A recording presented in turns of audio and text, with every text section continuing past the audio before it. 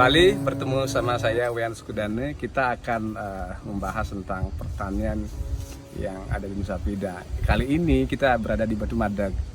Di sini ternyata ada budidaya jeruk Bali dan cukup menghasilkan dengan baik. Padahal tidak dirawat secara intensif. Ini misalnya, ini buahnya nih, lihat. Berikutnya kita temui pemiliknya, Pak Kade Hendra, dia seorang guru. Tanya-tanya juga dengan Pak Agus Fartane, dia juga penggiat pertanian yang dan sampai dikirim ke Australia karena sebagai penggiat peternakan di sini. Ayo kita ngobrol bareng semua. Nah, saya berada di tengah-tengah Pak Kade Hendra dan Agus Fartane. Seperti yang saya katakan tadi, Pak Kade ini yang punya jeruk ini. Pak Kade, dari kapan nih dibudidayakan jeruk ini? Kira-kira jeruk ini sudah dibudidayakan sekitar 4 tahun yang lalu. 4 tahun yang lalu. Berapa kali sudah panen kira-kira? Kira-kira panennya hampir tiap. Ini dirawat Pak Gus biasanya?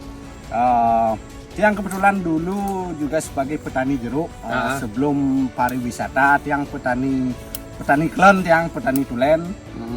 Tiang juga punya tanaman jeruk, lokasi tanahnya di Banjarmawan, kurang lebih tiang punya 100 pohon.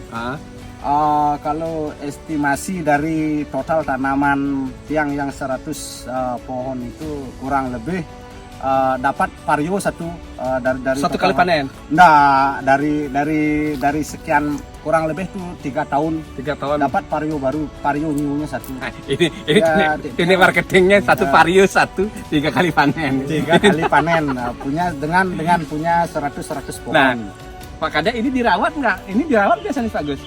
Kalau tiang dulu pasti dirawat. Misalkan kalau ini tak terawat ini rawatnya. Ya, kalau ini enggak. Kalau biasanya jeruk, tanaman jeruk rumusnya itu kan 1 2 3, satu batang induk, biarkan dia 2 cabang, kemudian cabang ini 3 1 2 3 pokoknya rumus. Kalau ini kan perlu harus ya pruning, ini pemotongan ini terutama yang ranting-ranting yang mati ini harus di pruning sehingga muncul ini yang baru, sehingga dia lebih bagus jadinya, sehingga produksi buahnya nanti bisa lebih maksimal. Coba kita lihat nih, coba dilihat.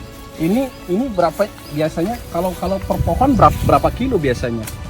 Kalau kurang lebih ya, kalau gininya untuk panen kedua kurang lebih dari satu pohon itu 10 kiloan ya. 10 kilo. Ya, 10 kilo. Lah nih. Dari panen kedua kalau panen 50. Wah, 50 kali 10 500 kilo. ya. Harga sekarang paling enggak 15 ribuan. Wah, lumayan tuh. Berapa vario? Setengah vario lah. Ya. Ya, berarti kesimpulannya sekarang Pak Gus. Nah, ini kan pariwisata sedang down drop. Nah, sekarang ada mau berniat nggak lagi mengembangkan jeruk Bali ini lebih intensif kalau begitu? Ya. Kalau tiang pribadi ya, tiang kembali ke basic, kebetulan basic tiang di pertanian sama di pariwisata mati suri, tiang kembali ke pertanian.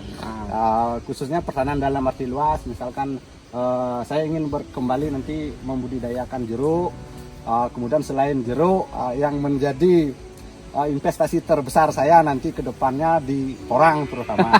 Orang ya. Ini bukan settingan ya, karena saya inisiator ini bukan settingan, dia kan lihat nanti video bahwa dia punya benih sudah. Nah, kembali ke Pak Kade kan guru, punya lahan. Nah, karena kita kan diskusi nih, nanti dilihat videonya oleh teman-teman di seluruh dunia, bahkan di Nusa Pida khususnya. Apakah tidak Pak Kade ingin intensifkan buah jeruk ini, tanam lagi lebih banyak? Kalau 50 kali 10, 500 kali 15.000, 7,5 juta loh itu nggak main-main loh. Ya, nanti ke depannya saya juga mau berusaha menanam kembali jeruk yang lebih banyak. Bener loh ya, jangan di video aja loh ya.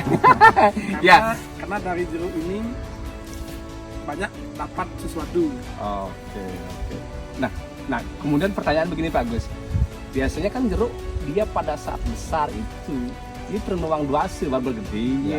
Nah, biasanya kan di duase mau yang terduase genetiknya bagaimana biar pas dapat harga yang bagus. Untuk harga yang bagus biasanya kalau tiang kan kebetulan yang punya 100 pohon itu kan sedikit, kalau hitung-hitungan pasar kan sedikit. Untuk harga maksimal biasanya istri tiang kemas per kilo di rumah, nanti istri yang bawa ke pasar. Oh, langsung Kadang-kadang kemas. pas umpamanya ada pas hari raya, kan banyak yang membutuhkan buah, itu kita tawarkan dari rumah ke rumah. Oh, Sehingga berarti harganya bisa lebih pasti direct ke pembeli langsung.